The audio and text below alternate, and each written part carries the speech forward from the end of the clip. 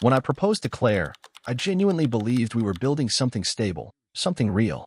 We'd been together for 3 years, lived together for 1, and while we had our differences, I always thought we balanced each other out.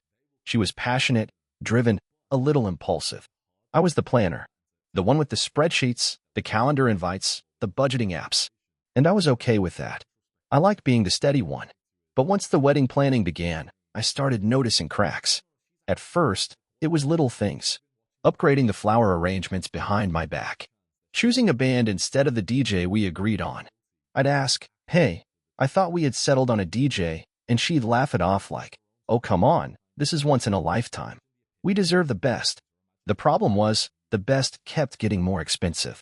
Way more expensive. I had built us a reasonable budget, something that would allow for a beautiful wedding without draining our savings or maxing out credit cards. We both agreed on it. But she started treating it like a suggestion instead of a boundary. She'd go behind my back and tell vendors I'd changed my mind, that we decided to go with their platinum package. She'd even guilt-trip me when I pushed back. "Do you even care about this wedding? Why are you being so cheap? Don't you want this to be special?" I tried to compromise. I increased the budget where I could. I canceled a trip I'd been planning with my brother just to free up more funds. But the spending didn't stop. If anything, it accelerated. And then came the contracts. One night, while going through our shared Google Drive, I stumbled on 2 PDFs I'd never seen before, a catering agreement and a venue contract. Both were signed. Both listed me as the primary financial guarantor. Only, I had never signed them. I sat there staring at the screen, my stomach turning. My signature was forged, but it was close. Scarily close. And the numbers, tens of thousands, non-refundable deposits, cancellation penalties, made my head spin. I could feel my heartbeat in my teeth. I printed them out and waited until she got home. When I showed her the contracts, I wasn't angry. I wasn't even loud. I just asked her, "Did you sign these under my name?" Her face went blank for a second. Then came the deflection. "You're being dramatic. I'm asking a yes or no question." She rolled her eyes. "Oh my God, you are so obsessed with control. Do you want this wedding to happen or not? Because every time I try to move forward, you just block it." That's not an answer. She crossed her arms. "I did what needed to be done. You were dragging your feet. We were running out of time. So you committed me to over $30,000 in expenses without telling me? You always do this. You make everything about money." "No, Claire. You made it about money the second you started signing contracts under my name." That was the first time she called me selfish. Not in a fight, not in passing, but deliberately, slowly, like it had been sitting on her tongue for weeks. "You know what your problem is," she said. "You're selfish. You care more about your little spreadsheets than you do about us. You act like I'm some gold digger just because I want a wedding that doesn't look like it was thrown in a high school gym." I didn't say anything. I just went to bed. The next night was our engagement party. A small get-together at my parents' house. My mom had spent the whole day making hors d'oeuvres, lighting candles, setting up flowers in the backyard. My sister flew in from Seattle. I wore the same blazer I wore to my job interview, just to show I cared. Claire was on edge the entire evening, snapping at me over small things, telling my cousin to get out of the way when he stood near the drink table. I tried to calm her down, but it was like she was a balloon ready to pop. Then someone, my aunt, I think, asked how the wedding planning was going. And Claire lost it. "Oh, you mean the wedding that he's trying to ruin?" she said, loud enough for half the patio to hear. "He doesn't want to spend money on anything. He's acting like I'm marrying him for his credit score." People laughed awkwardly. I tried to de-escalate. But then she turned to me, eyes wide and furious. "You know what? Wedding's off. You figure it out. Since you apparently want to micromanage everything, you can go marry your budget." Nobody spoke. Not even my dad, who usually finds a way to make a joke when things get tense. I stood up, buttoned my jacket, and walked out. I didn't say a word. The next morning, I called my lawyer. I had never even considered going that route before. But after I laid everything out, how she forged my signature, committed me to debts I never agreed to, and then tried to humiliate me in front of my own family, he didn't hesitate. We have a case. Fraud, misrepresentation, identity misuse. This is serious. We started gathering paperwork, copies of the forged contracts, screenshots of her emails with vendors, a digital comparison of my actual signature versus the forged one. I even pulled credit card statements showing the deposits made from our joint account without my knowledge. Within 48 hours, her lawyer contacted me directly. He sounded frantic, polite, but nervous, like he'd just been briefed on something horrifying and was trying to plug a leak before it flooded the house. "There's been some confusion," he said. "Claire may have misunderstood the financial structure of the agreements. We'd like to sit down and work something out, amicably, of course. No need to escalate." That was when I realized she hadn't told anyone, not even her lawyer. She'd kept it all hidden, probably assuming I'd just cave and go along with it. But I wasn't going along with anything anymore. This wasn't about a wedding anymore. This was war. I didn't respond to her lawyer right away. I wanted time, not just to think, but to breathe. It's strange how quiet life feels when you finally stop pretending everything is okay. The apartment, once full of bridal magazines and little post-it notes with Claire's cursive handwriting, now felt like a crime scene. I kept waiting for the guilt to hit me, for that wave of maybe I overreacted. But it never came. Just silence. Clarity. My lawyer told me to document everything. Every email, every text, every voicemail. He even suggested I record any future conversations with Claire in case things got messy. That advice turned out to be golden. 2 days after her lawyer reached out, Claire showed up at my office. I work in a commercial architecture firm, mostly glass and concrete and stress. I was in a meeting when reception called to say she was downstairs, demanding to see me. I said no. She came up anyway. I saw her in the hallway. Designer coat, flawless makeup, phone clenched in her hand like a weapon. The second she saw me, her eyes lit up like nothing had happened. "Hey," she said, breathless. "Can we talk?" I led her to the small conference room, turned on the voice memo app in my pocket without her noticing, and sat across from her. She didn't apologize. She cried a little, said she was under a lot of pressure, that her mom kept pushing her to outdo her cousin's wedding, and that she didn't think I'd understand the pressure women feel to make everything perfect. Then she leaned in. I panicked, okay? I thought if I could just make some decisions fast, we could figure the rest out later. I never meant to betray you. I asked her one question. "Did you know it was illegal?" She blinked. "What?" "Forging a signature. Taking on debt in someone else's name. Misrepresenting financial consent. All of it. Did you know it was illegal?" Her mouth opened and closed like a fish out of water. Then came the pivot. "Why are you being so cruel to me?" she whispered. "I'm trying to fix this." I stood up. "You're not trying to fix anything. You're trying to escape consequences." She started to get loud. I quietly opened the door and told the office manager to escort her out. 15 minutes later, her lawyer emailed again, this time with a very different tone. "We acknowledge there may have been an error in contract representation and would like to resolve the matter without legal action." He also mentioned that Claire was willing to reimburse any incurred costs. That was their way of begging. My lawyer and I drafted a formal demand. Full reimbursement of every deposit made under my name.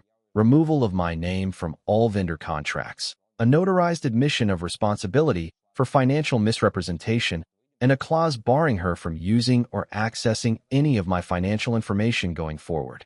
We gave them 72 hours to respond. The next day, Claire sent me a personal email. No greeting, no preamble. Just, "You're trying to ruin my life. I made one mistake, and now you're trying to destroy me." That was all it said. I didn't reply. Meanwhile, my mom started calling more. She wanted to know what happened at the engagement party, but I hadn't told anyone the full story yet. I didn't want Claire twisting it first, so I invited my parents over and laid it all out. The forged contracts, the screaming meltdown, the legal steps I'd taken. I even showed them the documents. My dad stared at them in silence for a long time. Then he nodded once and said, "You're doing the right thing." My mom, though, she started crying. "I thought she loved you," she said. "I thought she was just a little high-strung." That's how Claire got everyone, by pretending to be just emotional, just passionate, just misunderstood. But behind that was a person willing to bulldoze anyone who stood in the way of what she wanted, even the person she claimed to love. Later that week, her lawyer returned our draft agreement, signed. Every clause, every admission. They even added a confidentiality section, which I ignored. I didn't care about keeping this quiet anymore. But then came the part that threw me. My lawyer, who'd been calm and clinical through all of this, said, "We may still need to report this, depending on what the vendors do." She committed a form of financial fraud that involved third-party contracts. That's when it really hit me. Claire wasn't just reckless. She was criminal. The only reason this wasn't already in court was because I was showing restraint, and because I still hadn't decided whether to press charges. 2 days later, I got a call from one of the caterers, a man named Leo. He said, "Hey, I just wanted to check, is everything okay with the wedding? Claire told us not to contact you because you were too stressed." That sentence made my stomach twist. She had preemptively told vendors I was unstable, so they wouldn't question anything. So they'd keep dealing with her, assuming I was just a fragile groom on the verge of a breakdown. I asked Leo if he still had copies of any communications. He said yes. He forwarded emails and even a voice memo Claire had left him, impersonating me. That night, I printed it all, and for the first time, I considered it actually pressing charges, not just walking away, making sure she couldn't do this to someone else. Because if she could do this to me, someone who loved her, trusted her, bent over backwards for her, she could do it to anyone. And who knows how many already had no idea. The following week was surreal. After months of chasing the perfect wedding, my life was now a paper trail of lies, contracts, and carefully worded legal memos. What hit me the hardest wasn't the betrayal itself, it was how deliberate it all had been. This wasn't a moment of panic. It was a sustained, calculated manipulation. And I had proof. Claire's lawyer tried one last time. He asked for a private meeting to find common ground and avoid further reputational harm. His tone was practically begging now, no more legalese or inflated language. Just desperation. I declined. Politely. Formally. Instead, I filed an official fraud report. That same day, my lawyer submitted Claire's forged documents and her audio impersonation of me to the local district attorney's office. It wasn't about revenge, not anymore. It was about accountability. If it ended in a misdemeanor charge, fine. If it led to more, even better. I wasn't her first, and I was beginning to suspect I wouldn't have been her last. A few days later, I started getting messages. Not from Claire. From strangers. Well, not strangers exactly. One was her old roommate from college. Another was a former coworker. A third said she dated Claire's ex-boyfriend's brother. All three reached out with nearly identical stories, versions of the same woman who charmed, controlled, and detonated anything that didn't go her way. One woman wrote, "She used my credit card, just once, to buy something urgent. Then she ghosted me for 3 months. I had to file fraud with my bank. Still never paid me back." Another said, "She forged an email from our boss and got me fired. When I told HR, she cried so hard they dropped it. I had to quit. My blood ran cold. It was like I'd stepped into a support group for victims of the same con artist. I screenshot every message, compiled them into a folder, added them to the file I'd already submitted. Then I went silent. Let the legal wheels turn. Let my absence say everything. Meanwhile, my family, especially my sister, Lena, started rallying around me. She flew back out the next weekend, brought wine, Chinese takeout, and sat on the floor of my half-empty apartment while I filled her in. "Dude," she said, mouthful of chow mein. She's like a narcissist with a wedding addiction. I actually laughed for the first time in weeks. But the laughter didn't last. 2 days later, Claire showed up at my door. Not with lawyers. Not with flowers or apologies. She showed up with a suitcase. "I don't have anywhere to go," she said. "My parents are furious. They said I embarrassed the family." I didn't know where else to go. I stood in the doorway, frozen. I could smell her perfume, the same one she wore the night I proposed. Her eyes were red, puffy. She looked smaller, somehow. Not fragile, but shrunk. Collapsed in on herself. "I made a mistake," she said. "I made a lot of mistakes. But I didn't mean to hurt you." I said nothing. Then she tried one last time. "I still love you. We can fix this." That was the moment I realized. She didn't get it. She never had. This wasn't about love. This wasn't about a wedding. This was about control. She loved the idea of me. The image. The provider, the planner, the stable one who would clean up behind her when her world spiraled. But she didn't love me.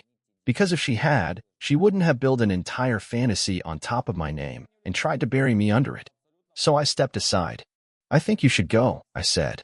She didn't move. So I added, "Please." She left without a word. I never saw her again.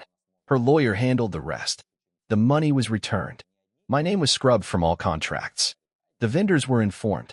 The fraud report stayed active, but the DA opted not to prosecute unless she tried it again. I agreed. For now. 6 months later, I took a solo trip to Norway. I needed distance, not just from Claire, but from the person I had been when I let it all slide. The guy who thought love meant covering up red flags with bigger compromises, who thought loyalty meant silence. That guy's gone. I don't tell this story for sympathy. I tell it because I know someone else is probably engaged to a Claire right now. Someone who's been gaslit into submission, who thinks their doubts mean they're selfish or unromantic or crazy. You're not. You're just waking up. And I promise, it's better on the other side.